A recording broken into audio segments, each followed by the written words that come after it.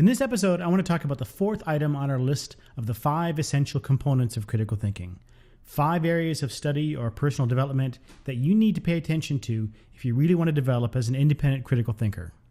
Just to review, our list includes logic, argumentation, rhetoric, background knowledge, and finally, a certain set of attitudes and values. On today's show, we're going to talk about the importance of background knowledge to critical thinking. I titled this episode Critical Thinking's Dirty Secret, but what I really mean is Critical Thinking Instruction's Dirty Secret. For anyone who teaches critical thinking, or for the industries devoted to cranking out textbooks on critical thinking, a guiding premise of the whole enterprise is that critical thinking skills can actually be taught. And the crude version of this view is that if students can master some formal and informal logic and some fallacies, they'll become better critical thinkers. The dirty secret of critical thinking instruction, which everyone knows if they've done it for a while, is that while logic and argument analysis are necessary components of effective critical thinking, they aren't sufficient, not by a long shot. What's missing is the importance of background knowledge. Background knowledge informs critical thinking at multiple levels, and in my view, it's among the most important components of critical thinking. But you can't teach background knowledge in a one-semester critical thinking course, or at least you're very limited in what you can teach.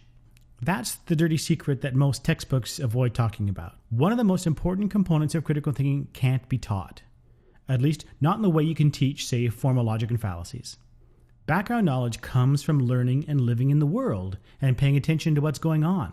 Mastering this component of critical thinking requires a dedication to lifelong learning, a genuine openness to different points of view, and a certain humility in the face of all that we don't know. This isn't a set of skills you can master with worksheets and worked examples. This is a philosophy. This is a lifestyle choice. Textbooks don't talk about this, or at least not as much as they should. I'm going to split this discussion of background knowledge into 3 episodes, actually, because the subject is actually very rich, and there are at least 2 importantly different types of background knowledge that are relevant to critical thinking, and they each deserve attention. Today, I want to focus on background knowledge involved in evaluating arguments on a specific subject matter. Next episode, I'm going to talk about the kind of attitude you need to have if you really want to understand the background on all sides of an issue. And in the 3rd episode, I want to talk about background knowledge related to critical thinking itself, what we need to know about our strengths and limitations as critical reasoners. Okay, let's remind ourselves of the basic elements of argument analysis. You're given an argument. It's a set of premises from which a conclusion is supposed to follow. Argument analysis involves 2 distinct steps. The first is evaluating the logic of the argument. When you're evaluating logic, you're asking yourself, does the conclusion follow from these premises? The key thing to remember about this step is that it's an exercise in hypothetical reasoning.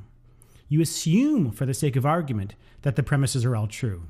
And you ask yourself, if the premises are true, how likely is it that the conclusion is also true? This is a question you can answer using basic logical techniques. You can teach this. Students can learn to distinguish good logic from bad logic with textbook exercises, and they can learn to extract the logical structure of real-world arguments and evaluate the logic. If the logic is bad, then the argument is bad. But if the logic is good, then we move to the second step in argument analysis. The second step is where you ask the question, but are the premises in fact true? Do I actually have good reasons to accept them? If we, or the intended audience of the argument, doesn't have good reasons to accept them, then we have reason to reject the argument, even if the logic is good, because we'll judge that it rests on a faulty or contentious or implausible premise. Now here's the point I want to emphasize. This step, where you assess the truth or falsity of the premises, is not something you can teach in a logic or critical thinking class. And the reason why is obvious. This is a question of background knowledge. Premises are judged plausible or implausible relative to your background knowledge, what you bring to the table in terms of your knowledge of the subject matter. If you're ignorant about the subject matter, then you'll make lousy arguments. It's that simple. Let me give an example. We had a friend over to our house last spring, and she mentioned that she'd received an email about a spectacular appearance of Mars in the night sky that we should be on the lookout for sometime in August. The claim was that Mars was going to be so unusually close to the Earth at that time that it would appear as large as the moon to the naked eye. It'll look like the Earth has 2 moons. Now, my BS detector went off right away. I just knew this was false. There's no way that Mars is ever going to look as big as the moon. Unless it's knocked out of its orbit, it's astronomically impossible. But our friend wasn't an amateur astronomer, didn't raise any red flags for her. She didn't have any reason to doubt it.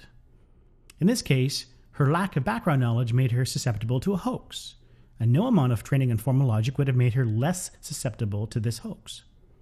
By the way, if you're interested, and I hadn't heard of this before this incident, if you Google Mars hoax, you'll see that this has been circulating for quite a while.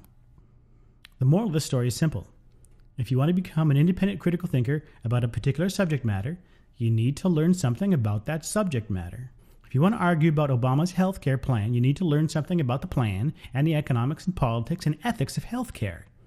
If you want to argue about how to address global climate change, you need to learn something about the scientific and economic and political and ethical issues that bear on this question. And similarly for issues in history, religion, culture, media, science, philosophy, you've got to learn something about the subject matter. All the logic in the world won't make up for ignorance. Now, I know this is easier said than done, but there's no avoiding it. There's no escaping it. Critical thinking demands a commitment to lifelong learning. This is part of what it means to take responsibility for your own beliefs.